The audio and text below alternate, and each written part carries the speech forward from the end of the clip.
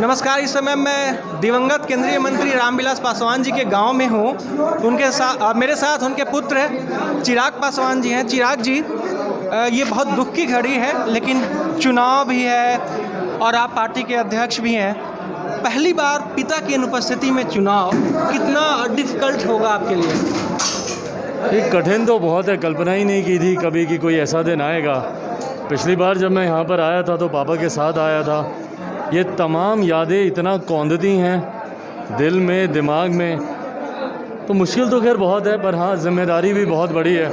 पापा की एक बहुत बड़ी विरासत है, उनकी बनाई हुई पार्टी है जिसको आगे लेकर जाना है। और सबसे बड़ी बात उनकी अंतिम इच्छा कि पार्टी अकेले चुनाव लड़े, पार्टी का प्रदर्शन अच्छा रहे।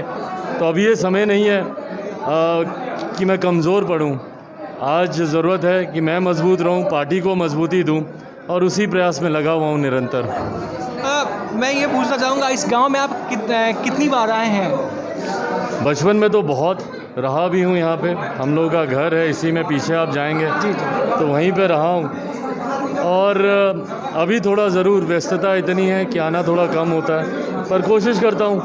पापा ने बचपन से ये संस्कार दिए थे। स्कूल में भी जब हम लोग थे तो अक्सर गर्मी की छुट्टियों में गांव आते थे। तो पापा ने बचपन से गांव से हम लोग को जोड़ के रखा, और अभी भी कोशिश करता हूं अपने भाइयों के साथ जितना हो सके यहाँ पर आऊँ।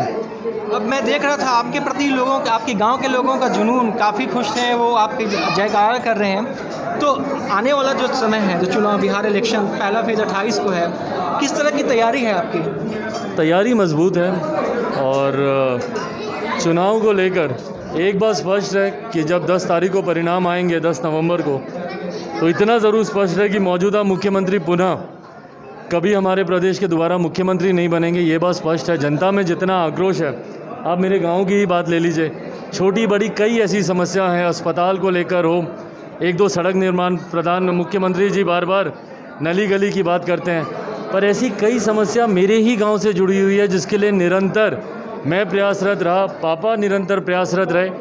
हाँ, बस हम लोग के साथ विडंबना ये रही कि कभी भी हम लोग राज्य सरकार का हिस्सा हम लोग कभी नहीं रहे।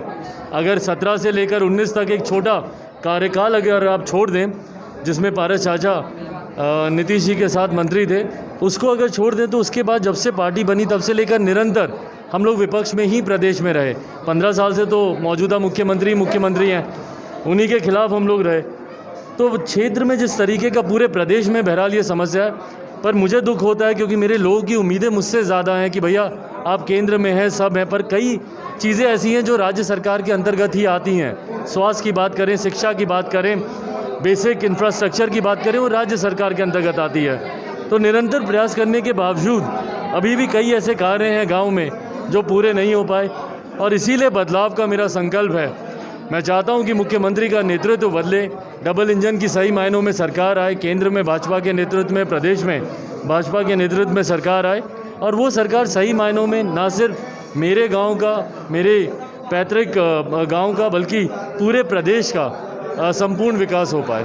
चिराग जी, एक सवाल है कि अभी एक दिन 2 दिन पहले गृह मंत्री अमित शाह ने कहा था कि आपकी पार्टी को उन्होंने पर्याप्त सीटें दी थी, तो फिर बात कहाँ गड़बड़ हो गई, कहाँ कमी रही, क्या चूक हुई? देखिए, उस दिन आदरणीय गृह मंत्री अमित शाह जी ने जितनी बातें कही बिल्कुल सही उन्होंने कही। उन्होंने कहा कि गठबंधन से अलग होने का फैसला मेरा था, बिल्कुल मेरा था, क्योंकि मैं चाहता था। मेन जो बात आप पूछ रहे हैं कि कहाँ अटकी हुई थी, वो बिहारी फर्स्ट विजन डॉक्यूमेंट, जिसको मैंने पापा के आशीर्वाद से और लगभग 4 लाख से ज़्यादा बिहारियों के सुझाव से हम लोगों ने उसको बनाया। मैं चाहता था कि वो विजन डॉक्यूमेंट आगामी कॉमन मिनिमम प्रोग्राम का वो हिस्सा बने। 7 निश्चय पर मेरा विश्वास नहीं है। मैं जानता हूँ कि 7 निश्चय में भयंकर भ्रष्टाचार हुआ है, जिसकी हम लोग जांच भी करवाएंगे। हम लोग की अगली सरकार बनते ही हम लोग जांच करवाएंगे और दोषियों को जेल भिजवाएंगे। पर हाँ, 7 निश्चय वैसे भी महागठबंधन का एजेंडा है, तो उसमें मेरा विश्वास नहीं था। बात कहाँ पे बिगड़ी, वो यहीं पर बिगड़ी कि कॉमन मिनिमम प्रोग्राम तैयार नहीं हो रहा था, और मुख्यमंत्री ने जिस तरीके से 7 निश्चय पार्ट 2 की घोषणा कर दी थी, उसके बाद उस गठबंधन में रहने का कोई कारण बचा नहीं था। आपके मोदी के हनुमान वाले बयान पे काफ़ी ज़्यादा बवाल मचा, और अब बीजेपी ने भी कहा कि नहीं, वो अलग पार्टी है, मोदी के हनुमान नहीं है, वो उनका नाम का इस्तेमाल नहीं कर सकते। तो फिर आखिर ये मोदी का हनुमान बीजेपी को कैसे कह रहा है कि जीत दिलाएगा? मैं तो कह ही रहा हूँ कि 10 नवंबर के बाद भाजपा के नेतृत्व में भाजपा लोजपा सरकार बनेगी, इसमें मुझे कहीं कोई दो राय नहीं है। लेकिन बीजेपी के आप कुछ नेता गिरिराज सिंह हो या सुशील मोदी हो आप पे अब हमले पे उल्ट कर रहे हैं, कह रहे हैं कि भाई एलजेपी से मेरा कोई रिश्ता नहीं है। उनके सारे हमले सराखों पर, ऐसे समय में मैं उनसे अपेक्षा ज़रूर रखता था कि उनकी संवेदनाएं मेरे साथ होंगी, पर अगर उनके कटाक्ष भी मुझ पर हैं वो भी सराखों पर। अब कुछ दिन में पीएम नरेंद्र मोदी का बिहार दौरा शुरू हो रहा है, अब आप पीएम के हनुमान की बात कर रहे हैं, तो जब पीएम हमला करेंगे तो आपकी पार्टी पे भी हमला वो कर सकते हैं, तो आप उसके लिए तैयार हैं? मैं तो कह ही चुका हूँ, मैंने अपनी तरफ से मैंने कह दिया है कि प्रधानमंत्री मुख्यमंत्री को संतुष्ट करने के लिए जो कहना चाहें मेरे खिलाफ कह सकते हैं। एक और सवाल, अब जेडीयू के एक वरिष्ठ सांसद हैं ललन सिंह, उन्होंने कहा कि चिराग जी अगर केवल जेडीयू के खिलाफ उम्मीदवार खड़े करते हैं तो समझ में आती है बात, लेकिन वो तो बीजेपी के खिलाफ भी उम्मीदवार खड़े कर रहे हैं, भागलपुर का उन्होंने नाम लिया, तो ऐसी क्या स्थिति हुई कि आप एक जगह तो आप कह रहे हैं कि मैं बीजेपी की सरकार बनाऊंगा। 5 ऐसी सीटें हैं जहां पर हम लोग को परिस्थितिवश भाजपा के सामने उम्मीदवार देने पड़े।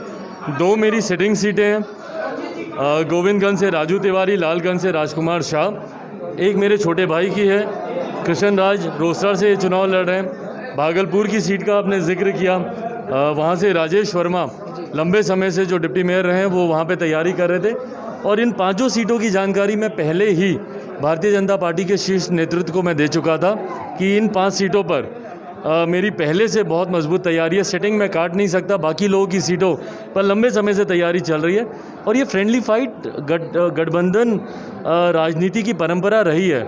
हम लोगों ने मणिपुर में भी ऐसे ही भारतीय जनता पार्टी के सामने हम लोगों ने चुनाव लड़ा, और जो हमारा विधायक जीत कर अंतोगत्वा उन्होंने भाजपा के मुख्यमंत्री का ही समर्थन किया।